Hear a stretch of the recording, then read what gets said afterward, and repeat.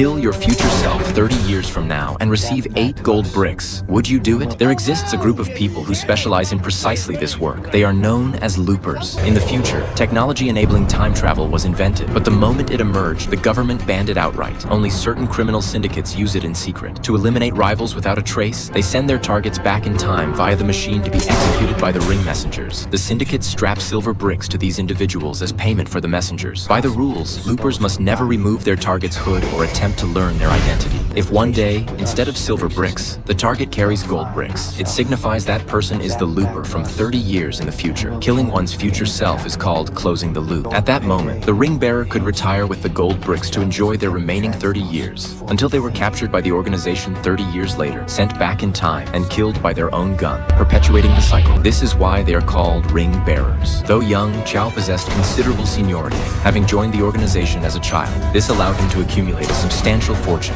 stashed away in a small home vault. Recently, unease had spread among the ring messengers. 4 assassins had been sealed within a single month, a frequency far exceeding normal patterns. One night, a friend, also a ring messenger, burst into Chow's home. Panicked, he confessed he was being hunted by the organization. Earlier that day, his target had appeared, humming a childhood song his mother had taught him. Instantly, he knew this man was his future self. Driven by curiosity, he pulled off the target's hood. His elderly self revealed that in the future, a figure known as the Raincaller had seized control of all gangs overnight and ordered every ring messenger to be sealed. Then, the aged friend fled. He had watched helplessly, unable to fire a shot. Upon hearing this, Joe instantly grasped the gravity of the situation. If a ring messenger failed to seal their ring, they would face relentless pursuit by the entire organization. Just then, the organization's assassins had already located Joe's home. He quickly hid his friend in his small safe. After searching in vain, the assassins took Chow back to headquarters to see the boss. This boss had traveled back from the future, tasked with overseeing all ring messengers. He maintained a squad of gunmen dedicated to hunting down rule breakers. The boss instantly saw through Chow's lies, offering him 2 choices: hand over his friend or forfeit the gold bricks he'd earned after sealing the ring. Faced with the choice between money and his friend, Chow chose the former and revealed his friend's location. At that moment, his friend from the future was fleeing with the gold when he suddenly noticed his fingers disappearing one by one, followed by his nose. He tried to rush back to his younger self, but after a few steps, his legs vanished, followed by his hands until his entire body disappeared. It turned out he had first been hacked into a human stick by the assassin, then shot dead. With his past self dead, his future self naturally ceased to exist. Betraying his friend weighed heavily on Chow's conscience. Yet the very next day, during a mission, he himself faced an accident. This time, the target failed to teleport in on schedule. Just as Chow assumed the mission had been cancelled, the target suddenly appeared. Strangely, he wore no hood, and his limbs were unbound. Their eyes locked, and Chow instantly realized this man was his future self.